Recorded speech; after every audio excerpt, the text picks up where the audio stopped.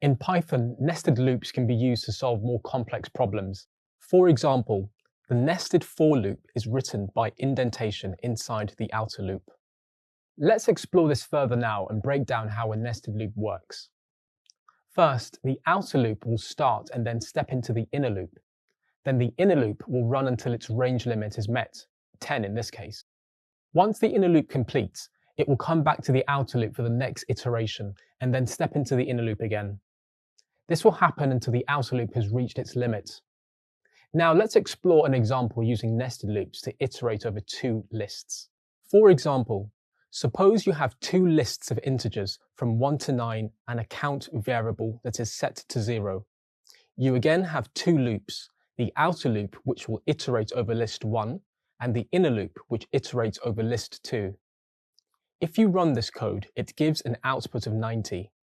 Let me break it down for you. The outer loop runs a total of 9 times.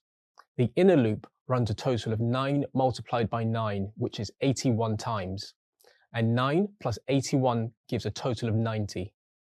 To help visualize how this would look, you can make some minor changes to the loop to output what it looks like. Okay, so you now know that the number of times a loop is run is based on the size of the list.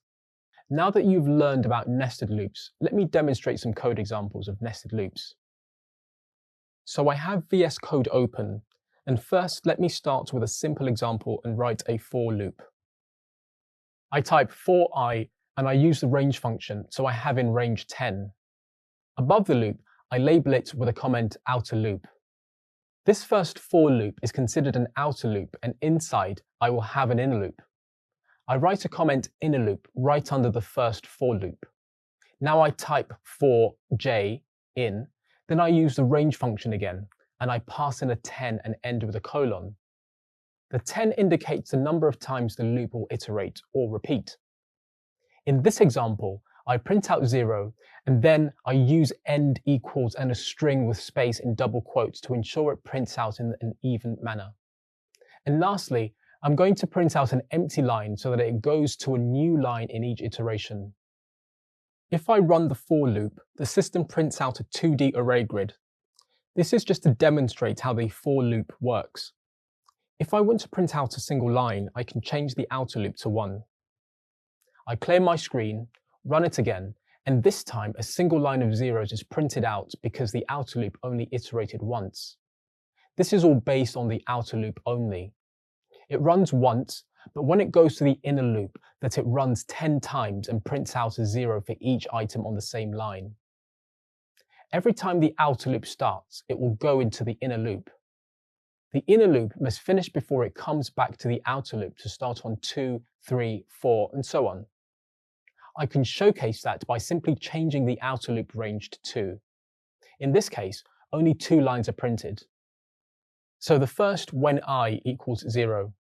It comes into the inner loop and prints out 10 times. When that's finished, it comes back to the outer loop. Then I is incremented again to 1, and then it'll be printed out from J's inner loop and another 10 zeros again. The other issue to consider with nested loops is the complexity, or what is commonly known as time complexity. The larger the array, the more time it's going to take to run my code.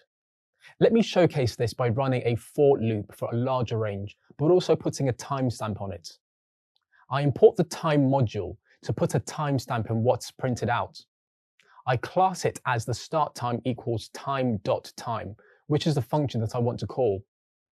The start time is initialized the moment I run the script. I also want to print out how long it took to finish. I do that by putting a print statement outside the for loop.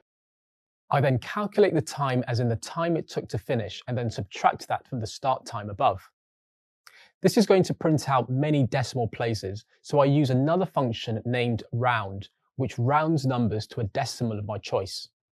In this case, I round it off to 2 decimal points. Let me clear my screen one more time. I click on Run, and it outputs the time of 0.0 seconds. This makes sense because the time my code takes to run is really short. Now let me increase the range in the outer loop to 100, and I also increase the range in the inside loop to 100, and I click on Run one more time. The time now goes up 0.01.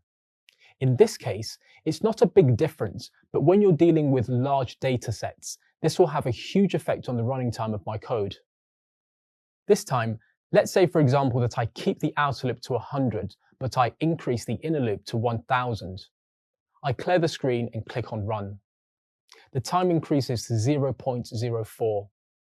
If I increase the inner loop one more time to 10,000 and I clear the screen and click Run, now the time goes up to 0.45. So the larger the array or the larger the range, in this case, the more time it's going to take for a program to complete. It's always important to remember how you can optimize code to make it run more efficiently, and consider the amount of time your code will take to run. You just covered nested for loops and learned about the issue of time complexity. In this video, you learned about nested loops and how they work.